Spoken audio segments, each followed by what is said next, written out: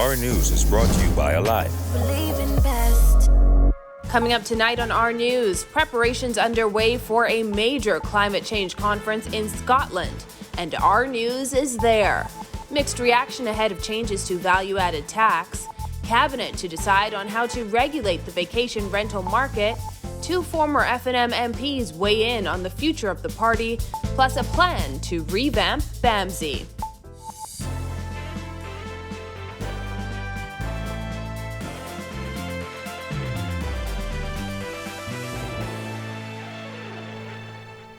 Welcome to Our News, and thanks for joining us. I'm Christina Dragovich.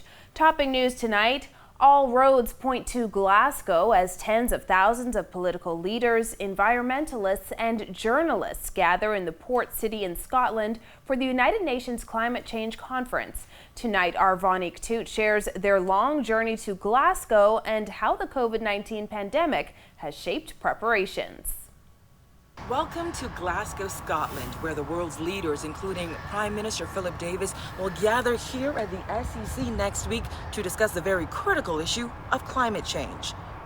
We doing it. Following our 10-hour journey from Nassau to London, then Glasgow. Very good evening, everyone. I'd like to take this opportunity to introduce myself. My name is Louise Davidson. I'm your in-flight manager on board this flight to London Heathrow Terminal 5. We arrived in this port city days ahead of COP26. A critical moment for the world to come together to take decisive action on tackling climate change. COP26 billboards cover nearly every corner of Glasgow Airport.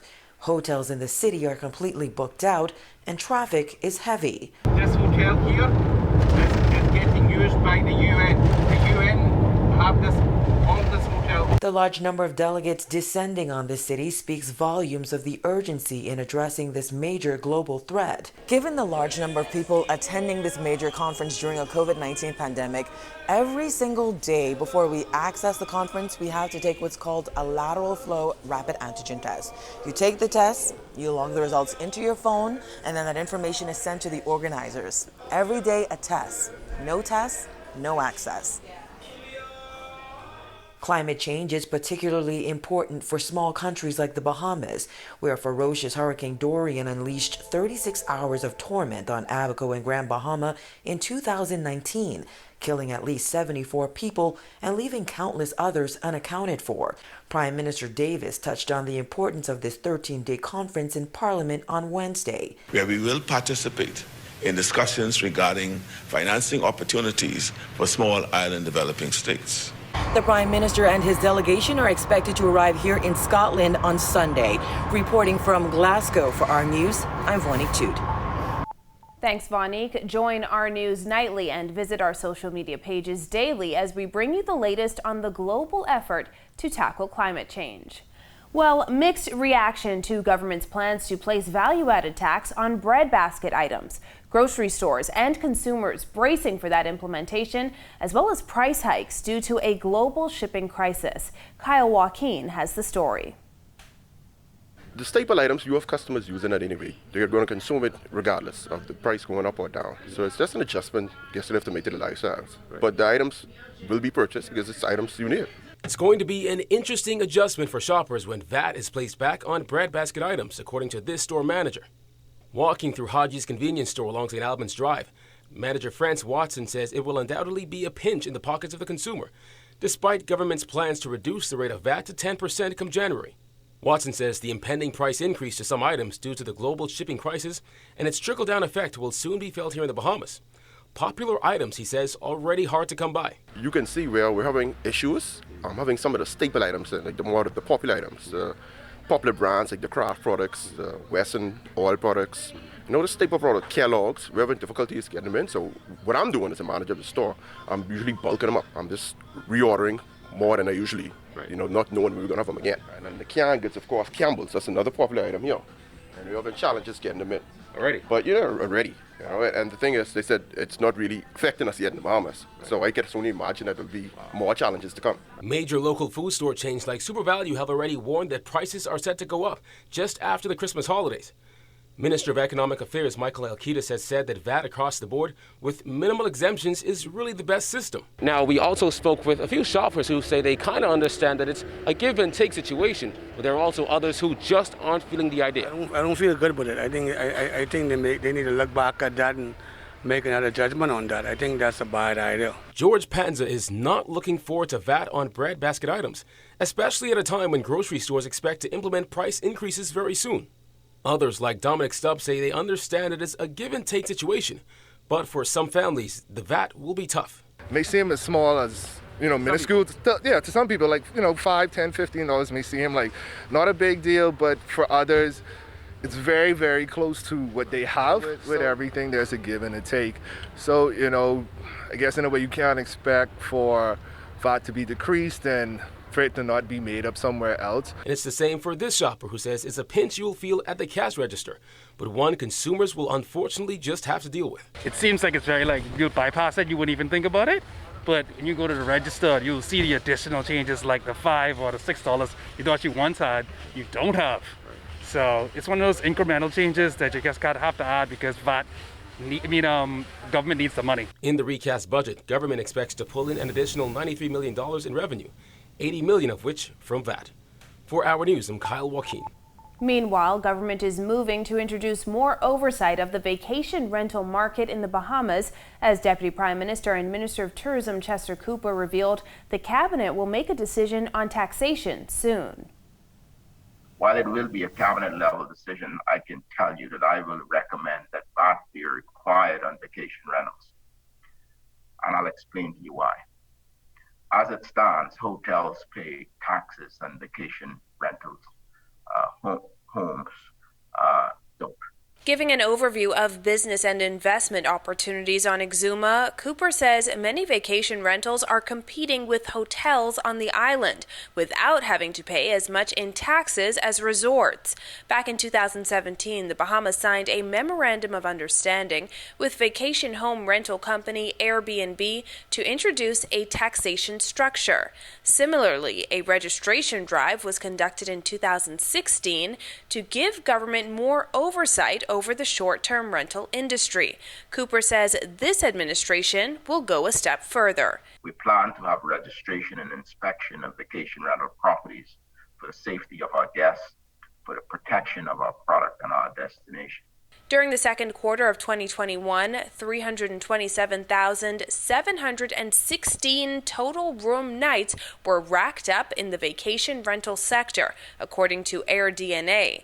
Cooper explained that the government will move to regulate the growing industry throughout the country. It is the intention of the Davis Cooper administration to look more closely at vacation rentals and more closely monitor and regulate vacation rentals on the island of Exuma and throughout the country for that matter. A big day for Rubis Bahamas on Thursday as the new service station on Gladstone Road was officially opened. Prime Minister Philip Davis attended the ribbon cutting and toured the new facility. Owners are looking to set the station apart with a Lewis & Steen's Coffee House and Bamboo Shack Express. Davis says it's important to show government support of local business owners. Apart from congratulating this very important venture, I thought it important to come today to underscore the importance of ensuring the health of our small businesses community. Small business is essential to a vibrant and engaging, thriving local community, and is essential to the nation's economic recovery. Health Minister and Tall Pines MP Michael Darville says he's committed to doing what he must to encourage business in the area. And I tell you that I will continue to support local business and to make sure that every moment that I get to sing your praises.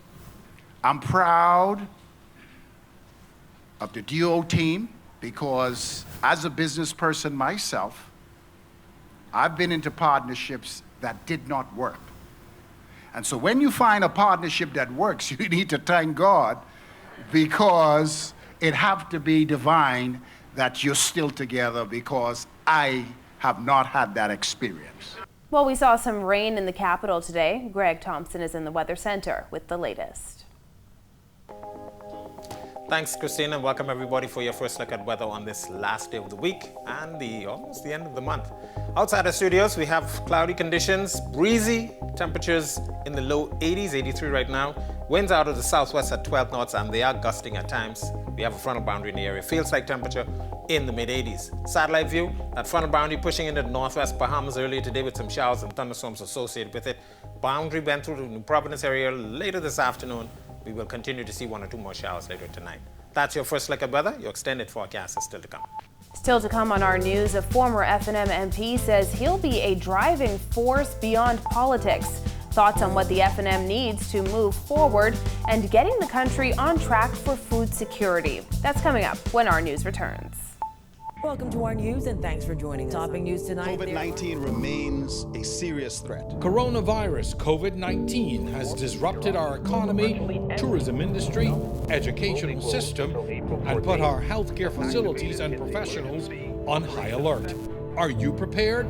Do you have all the facts? Stay tuned to this network for the very latest news and information on this global pandemic.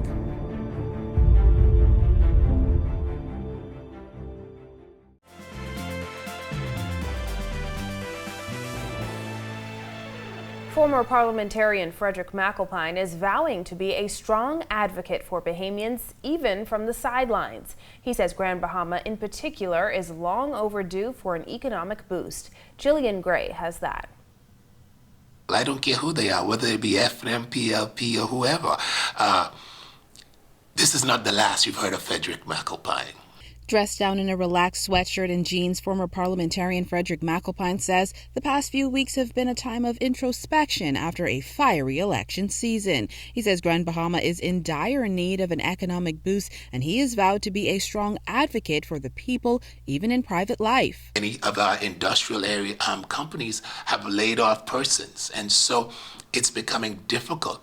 And what Grand Bahama really needs is a shot in the arm, and we need tourism to be improved. We need our industrial areas to be improved. We need entrepreneurship to be improved. We need monies in our pockets. McAlpine says he's giving this government a chance to show it can govern, but he has one bit of advice: to learn from the missteps of the former administration. You do not want to have people asking a year from now when they say it's a new day, we have to be asking for who? McAlpine received the greatest number of votes out of all of the independent candidates in the last general election. He was, however, edged out by Ginger Moxie, who won by just over 200 votes. McAlpine says he appreciates the support he received. Having been able to run against 2 major parties and having been able to defeat one of them was a start. But it also tells me again that the Bahamian people are searching. They're searching and they want something. And whatever they're looking for, they have not yet found. The former parliamentarian vowed to continue to fight for the people of the Bahamas. Now, McAlpine says you haven't seen the last of him as it relates to politics. He'll be back, as he says he's healthy, vibrant, and ready to make a change for the country. Reporting for our news from Grand Bahama, I'm Jillian Gray. Meanwhile, former Long Island MP and Free National Movement Deputy Leader Loretta Butler Turner says the F&M needs a leader that will bring the party together. However, she doesn't think any of the sitting MPs are capable of that. Berthany McDermott reports. I do not believe that in the current mix of MPs that they have right now, that there is one individual in there that can help to unify the party. Weeks away from the F&M's convention where a new leader will be selected, Central Grand Bahama MP Iram Lewis and East Grand Bahama MP Kwesi Thompson announced they're looking to snatch the top post. It's rumored that Marco City MP Michael Pintard will announce his run for leadership in the coming days. While she admits she's not familiar with all of the names mentioned, Butler Turner says Pintard is the best person out of the current bunch to rebuild the party. I can say that from my perspective, he probably has the deepest history with the party. He should have a fuller understanding than the other names that you have mentioned, and hopefully he's a clearly a good communicator as well. That's going to be important. So certainly, I would think that Out of the current mix, I believe that Mr. Pintard is probably the FNM's best choice. The FNM suffered a crushing defeat at the polls on September 16th, securing only 7 of the 39 seats in Parliament. At a council meeting in September, the party decided that Dr. Minnis will stay on as party leader until the convention in November, when a new leader will be chosen. He said he will not seek nomination at that time. The former Long Island MP says the party now needs a time of reflection. So what do they need to do in moving forward? Well, first of all, I believe that, they really need a period of introspection. They've got to look at all of the relationships and all of the ideologies of the Free National Movement that have been either broken or eroded totally, and try and build on that. Reporting for Our News, I'm Berthany McDermott. When our news comes back from the break, what the new minister hopes for the future of BAMSI and cupcakes for a cause. The details when our news returns. Welcome to our news and thanks for joining us. Topping news tonight. COVID-19 remains a serious threat. Coronavirus COVID-19 has disrupted our economy, tourism industry, educational system, and put our healthcare facilities and professionals on high alert. Are you prepared? Do you have all the facts? Stay tuned to this network for the very latest news and information on this global pandemic.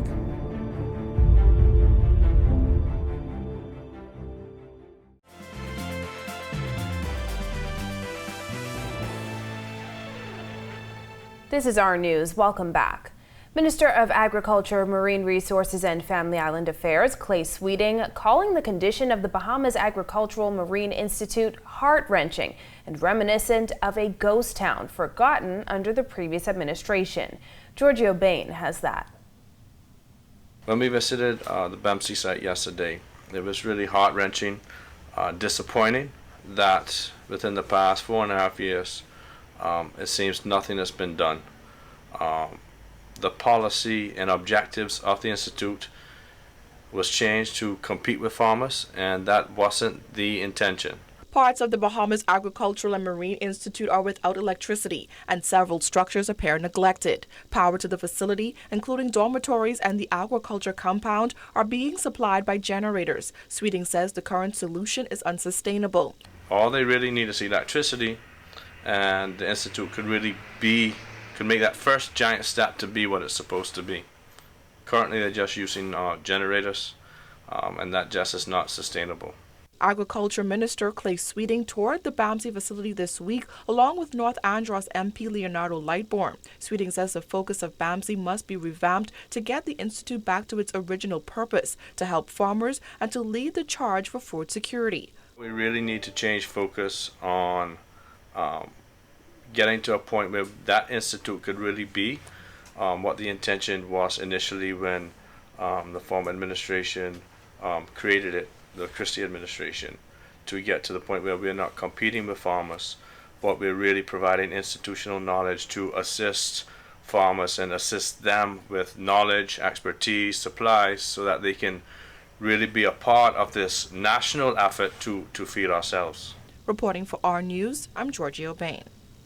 State Minister in the Office of the Prime Minister, Miles LaRota, who has responsibility for disaster preparedness, management and reconstruction, toured Sweetings Key on Thursday. LaRota, along with a team from the Disaster Reconstruction Authority, visited homes on the island and other government facilities.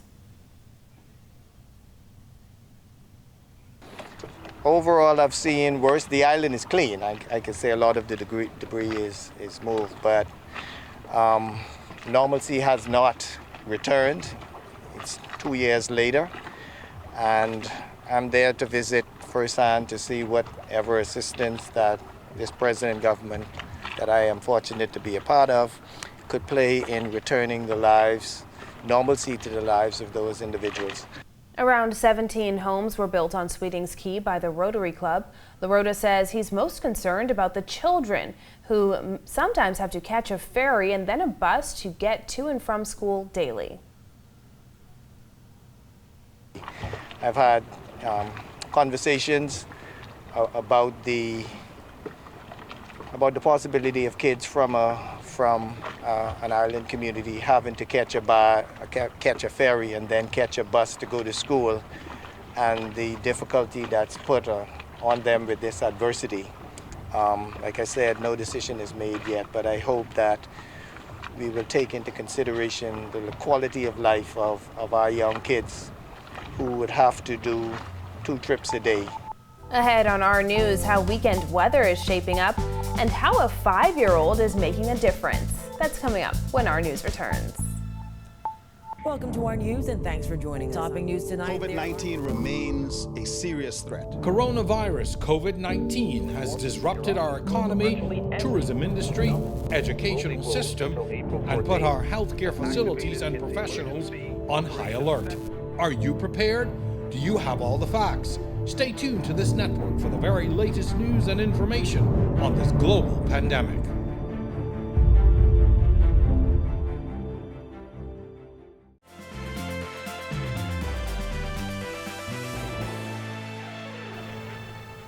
Welcome back to our news. A chance of showers this weekend. Greg is back in the Weather Center with the details. Thanks again, Christine. Welcome back, everybody, for your second look at weather. Frontal boundary now pushing into the central Bahamas with some showers and thunderstorms associated with that. That boundary will continue to push towards the southeast, should be in the southeast Bahamas by Sunday. Behind that, a cooler air mass, but some clouds still associated with the boundary. Would move into the Bahamas, so we're looking for some partly cloudy skies tomorrow before things clear out for Sunday, but cooler temperatures and breezy conditions expected for the first part of the weekend. Non-tropical low out there in the open Atlantic. National Hurricane Center still watching that for a 20% chance for formation as that system drops further south into the warmer waters of the Atlantic. But the remainder of the tropics quiet and tropical cyclone formation is not expected through the next 5 days.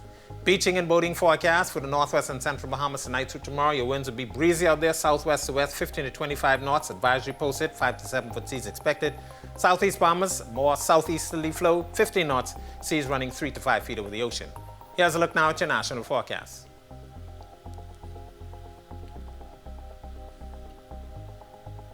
A look now at your extended forecast through Wednesday.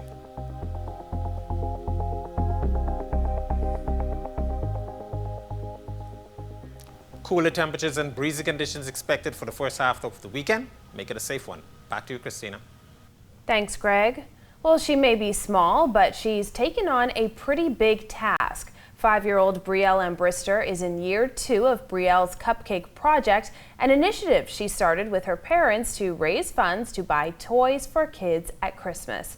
Brielle says she's excited about the bake sale this weekend. I'm gonna purchase gifts for the girls and boys. And you're giving it away at Christmas? Yes, ma'am. At Saturday at Just Grill, you can get the cupcakes for $2. Last year, they gave away more than 100 toys to kids in inner-city communities, and they're looking to go beyond that this year. Last year, we gave out 150 gifts, and this year, we want to give out 250 gifts. We need all the support to make boys and girls happy this year again. Can you tell me the flavors of the cupcakes? We're gonna have vanilla, red velvet, chocolate, and carrot. To support Brielle in this effort, you can purchase a cupcake this Saturday at Just Grill on Potters Key Dock. Well, the Cable and Alive family today joined forces to connect for the cure and raise money for breast cancer awareness. Employees got the chance to dunk their bosses and give back. Well, thank you for joining us for our news tonight. On behalf of the entire team, I'm Christina Dragovich. We'll see you right back here tomorrow night. Have a beautiful evening, Bahamas.